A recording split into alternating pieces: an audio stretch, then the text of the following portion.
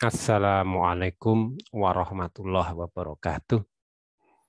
Ketemu lagi pada video kali ini saya Janu Indarto akan membahas tentang algoritma sorting yang advanced sort yaitu quicksort. Pada video sebelumnya saya sudah membahas tentang sorting sederhana. Kemudian merge sort, pada kali ini kita akan melihat nanti perbandingannya dengan quicksort. Kita lihat bahwa apa yang sudah kita bahas, yaitu tentang sorting sederhana, di mana pada 3 algoritma sorting, bubble, selection, dan insertion sort itu memang kelebihannya adalah mudah diimplementasi. Kan tetapi termasuk kategori lambat karena kompleksitasnya adalah ON kuadrat.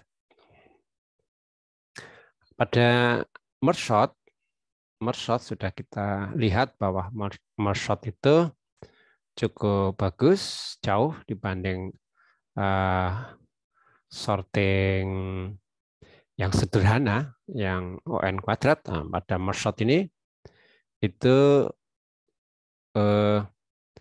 kompleksitasnya adalah O log N, baik untuk kasus terbaik gitu ya, best case maupun untuk worst case, kasus terburuk. Cukup bagus. Untuk keadaan terburuk pun pada proses merger itu memerlukan N-1. Gitu ya. Kemudian pada pembahasan kali ini, yaitu tentang quicksort, kita akan melihat bahwa quicksort itu untuk kasus terburuk, worst case-nya itu bisa mencapai ON kuadrat, gitu, walaupun ini sangat sulit gitu ya, terjadi. Untuk data seperti apa? Nah, tergantung pengambilan nanti pivotnya pada proses partisi. Gitu ya. Jika datanya sudah terurut, misalkan kita akan mengurutkan secara ascending, misalkan sudah terurut juga secara ascending. Jika dilakukan quicksort dengan pivotnya adalah data pertama, maka proses partisi yang pertama akan mengelompokkan data yang kurang dari pivot itu tidak ada, yang lebih besar dari pivot semuanya. Gitu ya. Kemudian yang lebih besar pivot ini diurutkan secara rekursif dengan data pertama sebagai pivot, maka akan terjadi hal yang sama. N-1 data, kemudian N-2 data, sampai terakhir itu melibatkan penjumlahan secara total adalah N-1 ditambah N-2 sampai tambah 2 tambah 1 itu adalah kuadratis, ya, seperti pada kasus sorting sederhana. Gitu. Akan tetapi untuk kasus rata-rata, average case, quicksort cukup bagus yaitu O N log N. Gitu. Nanti kita akan bandingkan waktunya dengan merge sort dengan menggunakan C++ dan Java. Ya. Kita lihat bahwa perbandingan dengan sorting sederhana bahwa N kuadrat dengan on N O N log N itu sangat jauh gitu ya, bisa dilihat dari nilai-nilai yang ada di sini. Untuk 1000 misalkan bisa 1 juta versus 9.000 atau 10 ribuan begitu. Yang ini antara 10.000 dengan 10.000 N itu menjadi 100 juta versus 133 ribuan aja gitu ya. Kemudian yang terakhir kalau datanya 100.000 misalkan itu sudah melibatkan operasi sebanyak 10 miliar, gitu ya. Sedangkan pada n log n itu hanya 1.600.000-an, seperti itu. Quickshot, kita langsung saja pada fungsi yang akan mengurutkan secara quickshot. Kita lihat bahwa di dalam ini menggunakan tekniknya masih sama dengan merge sort, yaitu divide and conquer, gitu ya. Nah, proses divide-nya itu dengan melakukan partisi, gitu ya. Partisi ini akan, kalau pada merge sort adalah melakukan merger ya, setelah diurutkan melakukan merger. Pada quickshot ini akan melakukan partisi dulu. Nah, setelah partisi ini akan mengelompokkan data pivot, gitu ya, itu pada tempatnya, gitu ya, sehingga nanti di partisi yang bagian kiri ini adalah lebih kecil, gitu ya, atau sama ya. Yang sebelah kanan pivot diharapkan ini lebih besar datanya, sehingga ini posisinya sudah fix, gitu ya, sudah pada posisinya. Artinya menempatkan data pivot ini, pembagi ini ke tempat posisinya, sehingga ini urutannya sudah fix, sehingga nanti tinggal melakukan pemanggilan quickshot untuk bagian yang lebih kecil, yaitu kita mendapatkan outputnya ini adalah J. J adalah posisi daripada pivot, sedangkan awal itu indeks awalnya nanti dari J-1 untuk yang lebih kecil, yang J+1 sampai dengan akhir itu untuk bagian yang lebih besar. Nah, cukup sederhana algoritmanya dengan fungsi void keyshot seperti ini. Seperti pada video sebelumnya, kita gunakan long dan ininya adalah pointer agar datanya bisa besar, gitu ya. Dengan datanya bilangannya bulat besar dan banyaknya banyak, gitu ya, besar juga, sehingga diharapkan tidak banyak data yang sama, lebih fair, gitu. Itu keyshot, gitu ya. Sekarang kita lihat proses partisinya. Yang menentukan adalah proses partisinya ini. Misalkan kita gunakan data pertama ini, data pertama sebagai pivotnya, yaitu 48. Untuk contoh ini, kita akan memartisi berdasarkan 48 atau menempatkan 48 nanti pada tempatnya, yaitu di sini posisinya, di mana yang di bagian kiri indeks lebih kecil ini akan lebih kecil dari 48, sedangkan yang di kanan kita lihat lebih besar. Nah, prosesnya, bagaimana prosesnya? Nah, prosesnya adalah menggunakan variabel I yang di sini, gitu. Di bagian yang lebih kecil di sini, misalkan di sini kita pakai I, ya, I-nya itu berjalan dari kiri, gitu, sementara dari kanan itu menggunakan J. Ya. Yang kita lihat adalah bagaimana kita bandingkan pivotnya 48 dengan ini. Kalau ini datanya X secara array XI dulu ya. Jika XI ini lebih kecil daripada pivot atau sama, gitu ya, maka I-nya akan bertambah, gitu, atau I++, gitu. Nah, kemudian 48 sama, 44 ini sama, apa lebih kecil maksud saya, 19 juga lebih kecil, gitu. Nah, pada waktu 59 itu berhenti di situ karena ini lebih besar. Artinya posisi 59 itu tidak pada tempatnya di sebelah kirinya pivot nantinya. Sehingga harus dicarikan tukar, gitu, dicarikan exchange, pertukaran dengan yang di kanan yang tidak sesuai. Nah, sementara 68 itu lebih besar dari pivot 48, ini juga lebih besar.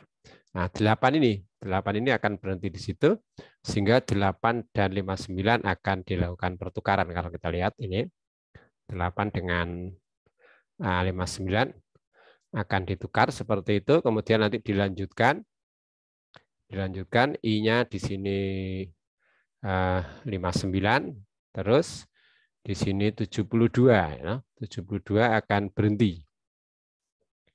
Jadi I-nya akan berhenti pada 72 di sini. Nah, pada waktu 72 berhenti, di sini J-nya akan mencari yang lebih kecil di kanan. 82 B besar, 65 lebih besar, terus turun 42 akan berhenti gitu ya. Sehingga berapa? 72 dengan 42 ini akan ditukar gitu ya. Sehingga 72 berada di sini. Ini 72, sedangkan 42 ada di sini sebelumnya gitu ya. Nah, kemudian karena I-nya kalau dilanjutkan I-nya di sini 80 ya, kita teruskan, berhenti. Sementara J-nya di sini sudah 72, turun ke sini. Nah, akan berhenti di sini. Di sini sudah 42. J-nya berhenti di sini ini persis. Ini hasilnya partisi adalah J di sini. Dengan nilai XJ adalah 42 ini ya. Nah, kemudian langkah terakhirnya ditukar antara pivot yang tadinya berada di indeks awal ini 0, ditukar dengan 42, sehingga 42 di situ, maka terbentuklah partisi di mana ini lebih kecil dari pivot, yang di kanan data ini lebih besar dari pivot. Nah, yang bagus tentunya banyaknya data di belahan ini, partisi yang kiri ini, ya minimal hampir sama, tapi itu sulit dilakukan. Nantinya tidak tentu gitu, karena yang kita ambil sebagai pivot belum tentu menjadi median. Gitu. Kalau median itu bisa bagus. Sehingga apapun yang terjadi ya bisa aja pembagiannya miring. Itulah yang membuat quickshot itu bisa worst case n kuadrat tadi, walaupun sangat sulit ya, kecuali untuk data tertentu yang tadi sudah terurut. Secara fungsi bentuknya seperti ini. Sorry, ini bukan mas, ini partisi gitu ya. Sorry. Jadi partisi yang kita lakukan ini, partisi yang tadi yang kita lakukan. Nah, itu secara fungsi, nah, itu apa yang kita lakukan tadi di mukan adalah seperti ini. Jadi pivotnya pertama mengambil data pertama, gitu, lalu I-nya diawali dari AK, sedangkan J-nya dari I-nya AW, J-nya dari AK dari kanan, gitu ya. Seperti kita lakukan tadi, nah, kita menjalankan I tadi dengan I++, kemudian J-nya min, gitu ya.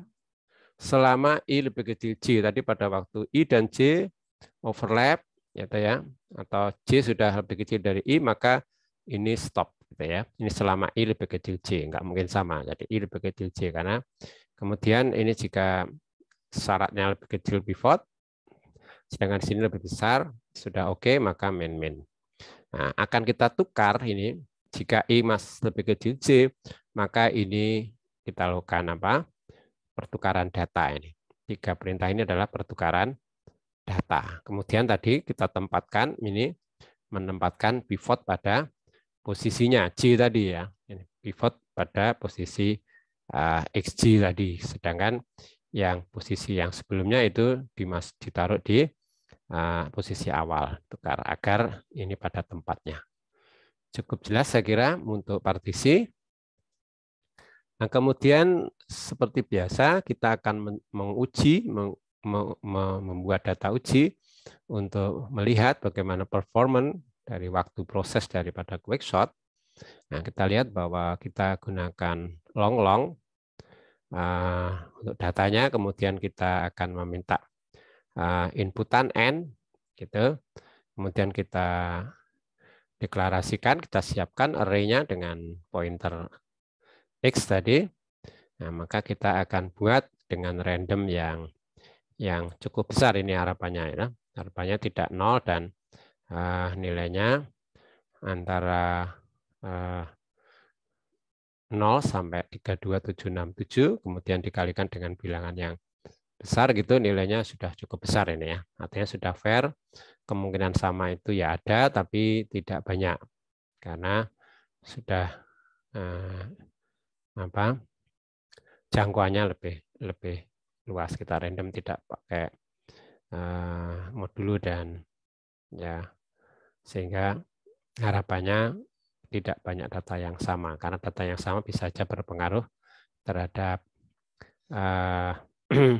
performanya gitu ya. Oke, hasil data perbandingan, kita lihat hasil perbandingannya dari data uji yang sudah kita siapkan dengan beberapa nilai. Ini dari video sebelumnya kita sudah menguji sampai dengan merge sort sini. Ini merge sort.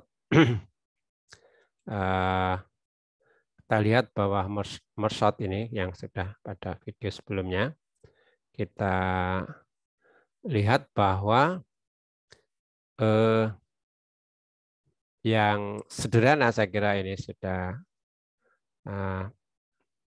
jelas bahwa yang sederhana ini tentunya memang memerlukan waktu yang cukup lama. Yang merah-merah ini tidak kita jalankan ya, ini merupakan prediksi saja berdasarkan kompleksitas daripada ketiga algoritma itu.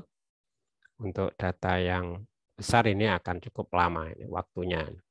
Dan paling lama kita lihat adalah bubble sort, paling cepat adalah insertion sort gitu ya. Sedangkan dengan merge sort kemarin cukup cepat, paling lambat di sini adalah paling lama untuk N sama dengan 100 juta itu hanya 41,355 detik gitu ya. Ini sedangkan setelah kita jalankan untuk quickshot ini ya, yang kita lihat ini untuk merge sort ya. Untuk quickshot itu kita mulai lakukan untuk yang atas ini menggunakan DevC++. Ini yang untuk 50.000 saya kira lebih lambat dibanding merge sort gitu ya. Ini kita lihat data yang pertama ini. Kalau merge sort 0,02 ini 0,1 gitu ya. Ini 0,04, ini 0, sudah lebih lambat dari awal gitu ya. Ini kebetulan menggunakan DevC++. Seperti itu, dan di luar dugaan ini setelah 10 juta masih oke, 10 kalinya ini masih wajar gitu ya. Sedangkan kalau kita lihat ini masih wajar yang ini ya. Untuk 100 juta ini itu menjadi lambat sekali ini. Saya tidak tahu kenapa ini quickshot. Kemungkinan karena datanya juga bisa proses partisinya tadi itu, segala kemungkinan bisa terjadi pada quickshot. Dia bisa menyerupai yang kuadratis tapi tidak tidak worst case gitu, tapi bisa mengarah ke sana gitu maksudnya. Sehingga angka yang 478 detik itu ya, yang kurang lebih berapa menit itu ya, itu ada faktor yang bisa kita cek lebih jauh itu ya. Ini masih dalam penelitian kami, kenapa cukup berbeda gitu ya dengan seharusnya secara teori gitu ya, karena datanya sudah kita buat secara fair gitu ya. Sedangkan kita coba menggunakan bahasa pemrograman yang berbeda ya. Kita gunakan dengan Java ini. Di sini kita lihat, kita mulai dari yang paling kecil ini ya, 50.000 di sini. Seperti itu. Kemudian quickshot jauh lebih cepat dibanding merge sort ini ya. Quickshot itu 0,08, di sini 0,015, sementara quickshot-nya 0,02 ya, nggak stabil ya berarti. Kemudian kita teruskan untuk 1 juta, itu 0,1, sini 0,128 ya, lebih cepat sedikit. Ini kita bisa maklumi kalau tidak stabil memang seperti itu quickshot. Dari segi waktu prosesnya bisa menunjukkan hal yang kadang-kadang lambat begitu ya. Ini cukup lebih cepat. Nah, sedangkan untuk 100 juta ini sebetulnya merupakan nilai prediksi yang ini ya.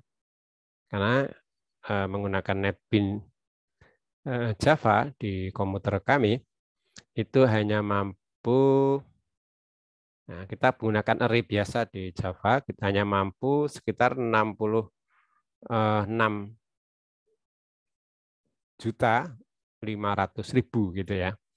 Itu segitu. Tapi dengan perhitungan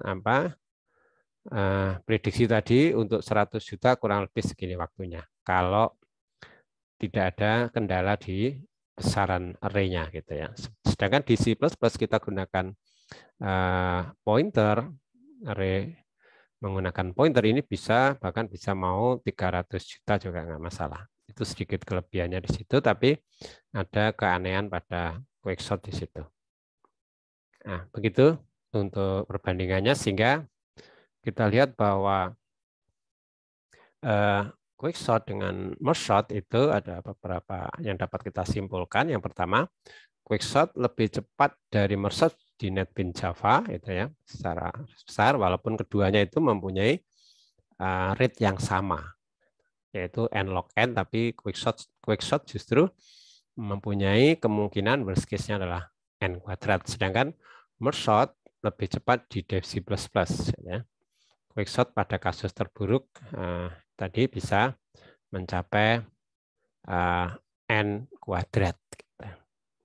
Kemudian kebutuhan memori untuk quickshot ini cukup efisien. Di dalam proses partisi tidak perlu memori tambahan, tidak perlu temporary array seperti di merge shot. Di merge shot untuk melakukan merger dari setengah n yang sudah sorted dengan setengah n yang sudah sorted memerlukan memori lain gitu ya. Tidak mungkin dilakukan di array itu gitu ya. Kalau quickshot partisinya memang sudah diusahakan untuk dalam satu array dengan menukar-nukar tadi dari indeks I dan J tadi. Sehingga dari kebutuhan memori quickshot jauh lebih bagus gitu.